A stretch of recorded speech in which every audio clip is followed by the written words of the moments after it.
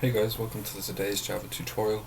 Today I'm doing the second exercise from last year's exam paper, SumAverage.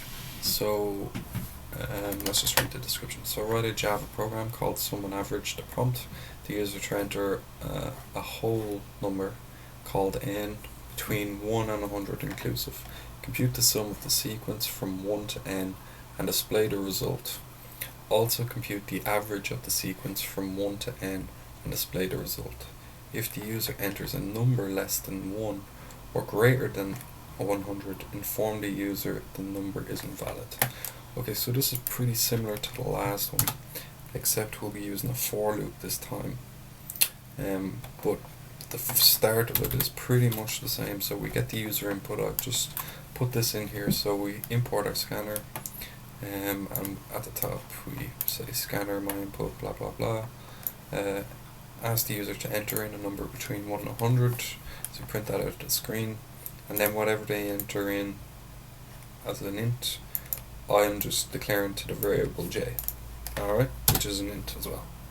Okay, so the next thing we want to do is we want to say, well, we want to let them know that the number is invalid, so we're going to say end program if number is greater than 100 or less than 1. Alright? And then the last thing we want to do is we want to, well, we're going to have a for loop, we know that much, and we're going to start at 1. So they have to enter a number between 1 and 100, so they'll have to start at 1, and it will go until n. Actually, I should probably rename this to n because that's what it's supposed to be. So I'll rename that to n, just like it says up there. Sorry. For loop, so it'll go start at 1 and go until n, which is what the user enters. Okay, and then finally we'll need to calculate our average and total. Well, not in that order. Okay, so let's end the program if the number is greater than 100 or less than 1. So we're going to say if, let's put another curly brackets in there. So if n is greater than 100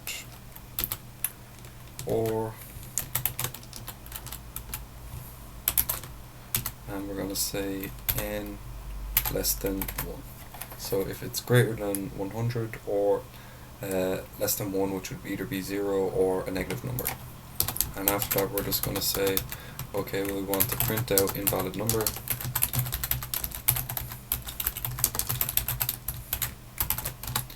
and we're going to say invalid number entered, okay, semicolon, and then we're going to say system exit, and our parameter is just going to be 0.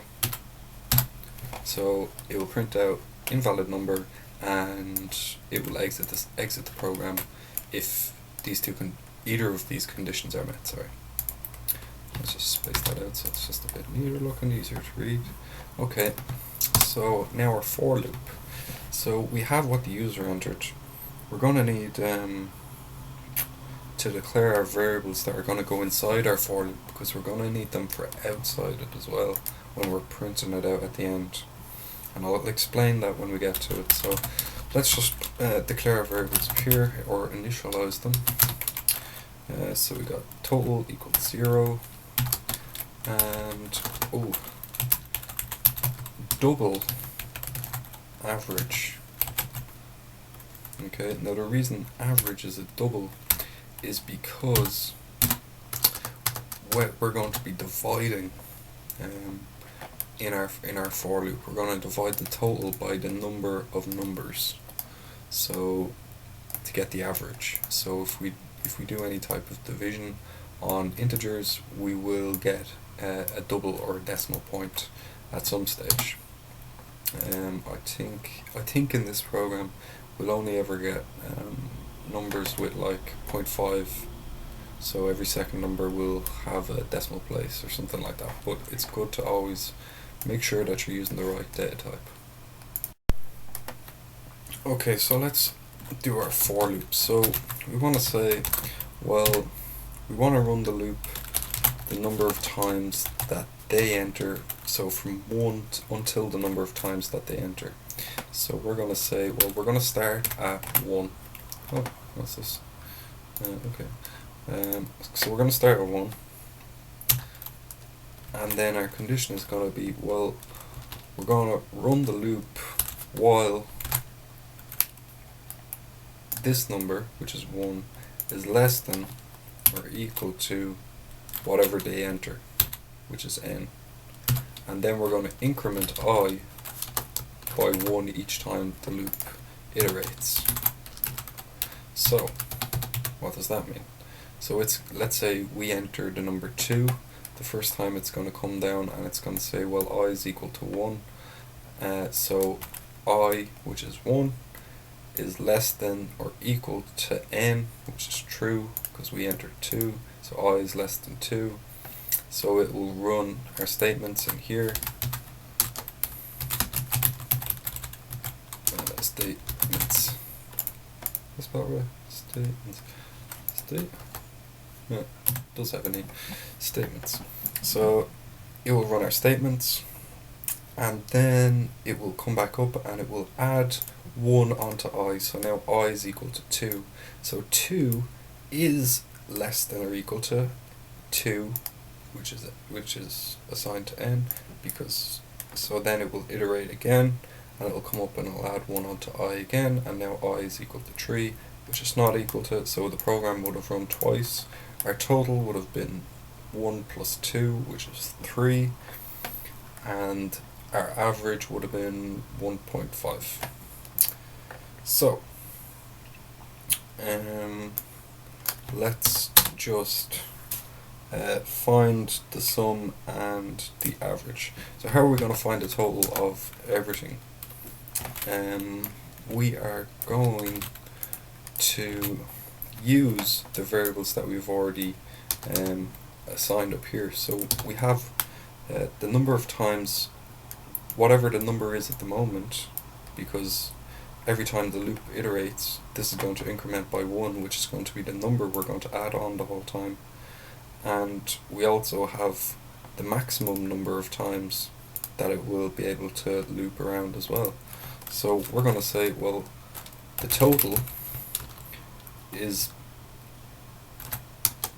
equal to total plus I. Now what does this mean? Well, total is set to 0, so the first time this iterates, total will be equal to 0, and we'll add 1 onto it. So the first time the loop goes around, total will be equal to 1. Now the second time it goes around, it will say, well, total here has a value of 1 already, and now i's after increased in value, so now I is equal to 2. So we're going to add 2 onto total, which is already equal to 1, so now total is equal to 3. Now I don't like this way of adding numbers together, adding a variable to itself. It's just a bit sloppy, so there's another way you can write it, and it's simply total plus equals to I. And what this means is basically it's this, but the shorthand version. So it does the exact same thing. It adds total and I to get together, and then it assigns the two of them to total. Okay. Now the next thing we have to do is we have to find the average, and the average is equal to, well, we have the total, so we're just going to take the total and we're going to divide it by the maximum number of times that the loop will iterate, which is n. And that's it.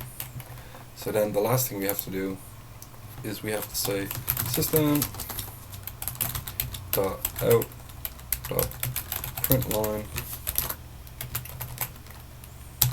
and we're just going to say total equals space plus total plus average.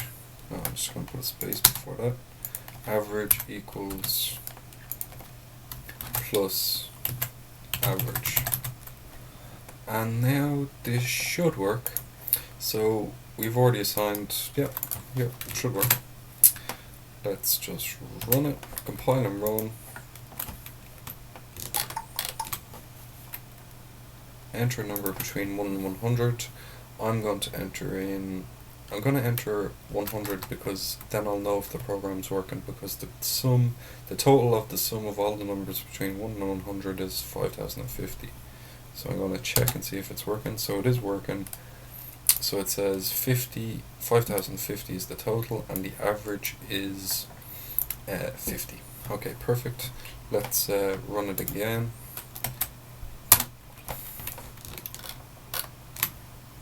Enter a number between 1 and 100. This time I'm going to enter in 1000, which is not between that.